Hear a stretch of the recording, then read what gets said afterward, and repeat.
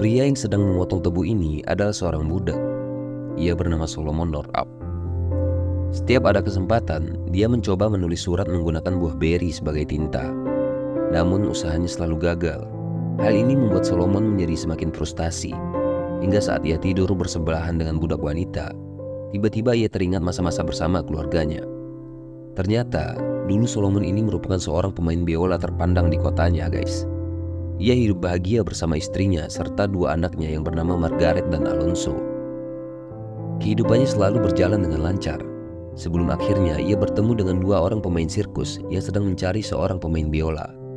Mereka berdua pun menawari Solomon untuk bekerja sama mengiringi pertunjukannya di Washington DC. Mendengar kata Washington DC, tanpa pikir panjang, ia pun menyetujui tawaran tersebut. Bahkan keluarganya pun juga ikut mendukung. Singkat cerita, untuk merayakan pertunjukan pertamanya itu, mereka pun pergi makan malam di restoran mewah. Namun karena terlalu banyak minum anggur, akhirnya Solomon mabuk berat hingga tak sadarkan diri. Nah, begitu membuka matanya, ia terkejut saat mendapati dirinya berada di sebuah ruangan yang sempit dengan kaki dan tangan yang sudah dirantai. Ditambah lagi saat dua orang kulit putih mengatakan bahwa mereka akan menjualnya sebagai budak. Mendengar itu, Solomon membela dirinya dengan mengatakan bahwa ia merupakan seorang yang sudah terbebas dari rasisme. Mereka mengancam Solomon untuk tidak membicarakan identitas aslinya ke orang lain. Karena mulai sekarang, Solomon resmi menjadi seorang budak. Suatu hari, seorang kurir datang untuk menjemput para budak yang ada di sana untuk dibawa ke sebuah kota yang bernama New Orleans. Nah, di dalam kapal, ia melihat beberapa budak yang keadaannya jauh lebih mengenaskan daripada dirinya. Ada yang tangannya sudah terpotong, bahkan ada juga yang memakai penutup mulut yang terbuat dari besi. Jika ada yang melawan, mereka tak segan untuk menghabisinya. Melihat hal itu, Solomon seperti tidak punya harapan lagi untuk hidup.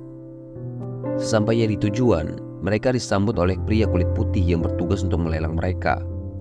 Betapa kagetnya Solomon saat pria tersebut memanggil namanya dengan sebutan Plaid. Saat Solomon berusaha menjelaskan nama aslinya, si pria itu langsung menamparnya, hingga membuat Solomon seketika terdiam karena trauma dengan penyiksaan yang ia dapatkan. Setelah proses lelang, akhirnya ada seorang pria kulit putih bernama William yang membeli Plaid atau Solomon tadi, dan juga beberapa budak lainnya untuk dipekerjakan di lahan perkebunannya.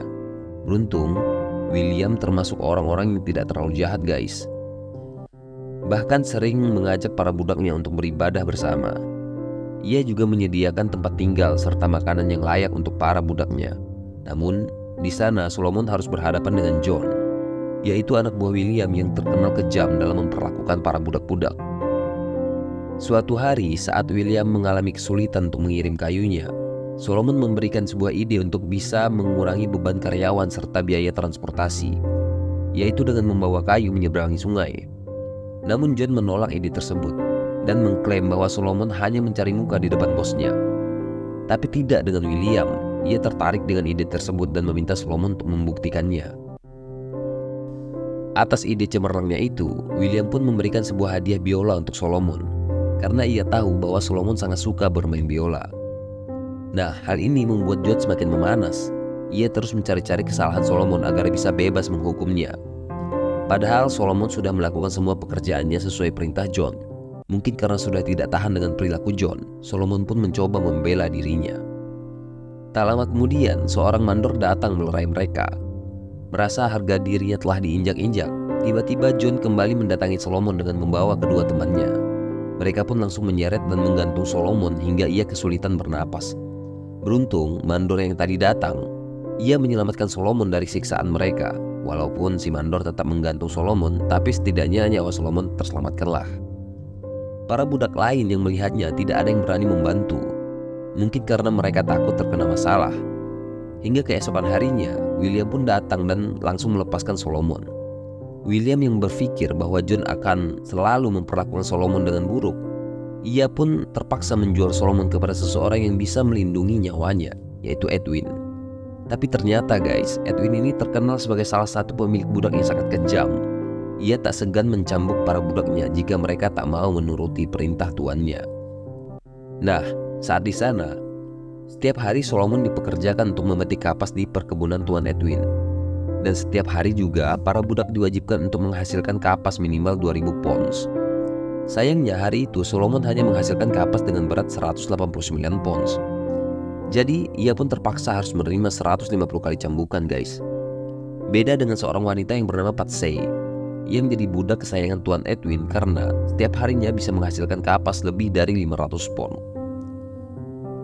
Di malam harinya mereka harus menuruti permintaan Tuan Edwin untuk berdansa. Padahal itu adalah waktu istirahat mereka. Di tengah pesta dansa itu, tiba-tiba istri Tuan Edwin melempar botol kaca ke muka Patsy. Rupanya selain menjadi budak kesayangan, Patsy juga menjadi budak pemuas nafsu Tuan Edwin, yang membuat sang istri cemburu dan sangat membencinya. Padahal Patsy terpaksa melakukannya karena diancam oleh Tuan Edwin itu sendiri. Keesokan harinya, saat istri Tuan Edwin meminta Solomon untuk belanja di pasar, ia berpikir untuk kabur dari tempat itu guys. Namun di tengah perjalanan, ia tak sengaja bertemu dengan sekelompok orang kulit putih yang menggantung para budak yang mencoba kabur. Melihat hal itu, ia pun menjadi semakin ketakutan dan memutuskan untuk kembali ke rumah Tuan Edwin dengan membawa barang-barang belanjaannya. Malam harinya, saat mereka kembali berdansa, tiba-tiba istri Tuan Edwin melukai Patsy dan meminta suaminya untuk segera menjualnya. Sayangnya, Tuan Edwin tidak menghiraukan permintaan istrinya dan malah menyuruh mereka untuk kembali berdansa. Sementara itu, Solomon bertugas mengiringi mereka menggunakan biolanya guys. Nah, setelah selesai pesta, tiba-tiba Patsy mendatangi Solomon dan meminta Solomon untuk membunuhnya agar bisa mengakhiri penderitaannya yang bertubi-tubi. Namun Solomon menolak tegas permintaan tersebut dan menyuruh Patsy untuk bertahan. Keesokan harinya, seperti biasa, Solomon disuruh oleh istri Tuan Edwin untuk berbelanja. Namun saat ia tahu bahwa salah satu belanjaannya adalah sebuah kertas, ia pun diam-diam mengambil kertas tersebut dan menyembunyikannya di sebuah tempat yang aman. Dengan harapan suatu saat nanti, itu akan berguna baginya di masa yang akan datang. Di musim panen selanjutnya, Tuan Edwin mengalami kesialan karena ladang kapasnya diserang hama. Jadi untuk menghindari kerugian yang sangat besar, ia pun menyewakan semua budaknya pada salah satu rekannya, yaitu seorang hakim bernama Tuner. Suatu hari Tuan Tuner meminta Solomon untuk bermain biola di sebuah pesta. Bahkan ia juga memberikan upah dari pertunjukannya tersebut untuk mengenang keluarganya dan juga masa lalunya sebagai pemain biola. Ia pun mengukir nama istri dan kedua anaknya di biolanya itu. Singkat cerita, setelah beberapa tahun kemudian, akhirnya mereka kembali bekerja dengan Tuan Edwin. Betapa terkejutnya Solomon saat melihat kondisi Patsy yang semakin memprihatinkan guys. Saat mereka mulai bekerja memetik kapas, kita akan diperlihatkan dengan orang kulit putih yang juga menjadi budak. Namun saat kapasnya tak memenuhi atau bahkan jauh dari 200 pound, Tuan Edwin hanya menasihati budak tersebut tanpa menghukumnya seperti Solomon dan budak-budak yang lainnya guys. Sambil mengobati bekas luka cambukan di tubuh Solomon, budak kulit putih ini memperkenalkan dirinya sebagai Armsby. Ia adalah seorang pemabuk berat yang dikeluarkan dari pekerjaannya sebagai mandor. Armsby juga mengatakan bahwa ia tidak setuju dengan adanya perbudakan yang mereka lakukan. Mendengar penjelasan Armsby, pada malam hari Solomon nekat mendatangi dan meminta tolong untuk mengirimkan surat pada temannya. Bahkan ia memberikan uang hasil dari pertunjukan biolanya sebagai upah untuk Armsby tersebut. Namun di malam itu juga, tiba-tiba Tuan Edwin itu mendatangi Solomon dan mengancam akan membunuhnya jika ia sampai mengirim surat tersebut. Rupanya Armsby itu telah membocorkan semua rencana Solomon. Beruntung Solomon bisa meyakinkan Tuan Edwin dengan mengaku bahwa ia hanyalah seorang budak yang tak bisa baca tulis. Ia pun segera membakar surat-surat yang sudah ia susah payah tulis sebelumnya guys. Beberapa hari setelah itu, Solomon pun bertemu dengan seorang arsitek yang bernama Samuel Bass yang tengah membangun sebuah tempat santai di rumahnya Tuan Edwin. Di sana, Solomon tak sengaja mendengar percakapan antara Bass dan Tuan Edwin yang mengatakan bahwa orang kulit hitam dan orang kulit putih itu semuanya sama, yaitu manusia biasa yang berhak mendapatkan kebebasan. Samuel Bass adalah orang yang tidak setuju dengan adanya perbudakan, apalagi saat melihat para budak disiksa oleh tuannya. Mendengar hal itu, Solomon yakin bahwa Bass adalah orang yang baik. Jadi dia pun memberanikan diri untuk meminta bantuan pada Bass untuk mengirimkan sebuah surat pada temannya itu. Awalnya Bass tidak mau membantunya karena hal itu terlalu berbahaya bagi nyawanya. Namun setelah mendengarkan kisah Solomon yang begitu pahit, akhirnya ia pun bersedia untuk membantunya. Dan betapa senangnya Solomon saat ada sebuah harapan kecil itu datang menghampirinya guys. Keesokan harinya, Tuan Edwin marah besar kepada Patsy karena telah pergi dari rumah tanpa izin. Padahal Patsy hanya ingin pergi ke rumah teman budaknya untuk meminta sebuah sabun. Namun Tuan Edwin yang terlanjur emosi tidak lagi mau mendengarkan alasan yang Patsy keluarkan. Lalu ia pun langsung menyuruh Solomon untuk memberikan hukuman cambuk pada Patsy. Hal itu membuat Solomon merasa sangat bersalah, sampai-sampai ia pun menghancurkan satu-satunya benda berharga yang ia punya, yaitu biolanya itu.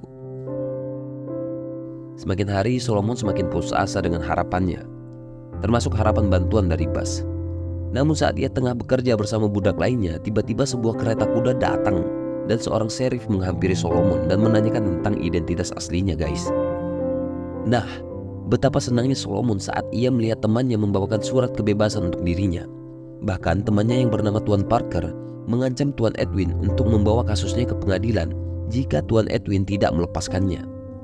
Sebelum pergi, Solomon pun berpamitan kepada Patsy, dan akhirnya setelah 12 tahun terjebak menjadi budak, ia pun bisa kembali bertemu dengan keluarganya, guys. Nah, itulah tadi cerita kisah film 12 Years a Slave tahun 2013. Sangat mengharukan ya guys, karena ini juga dari kisah nyata yang dulu benar-benar pernah terjadi. Semoga kalian suka dan jangan lupa subscribe.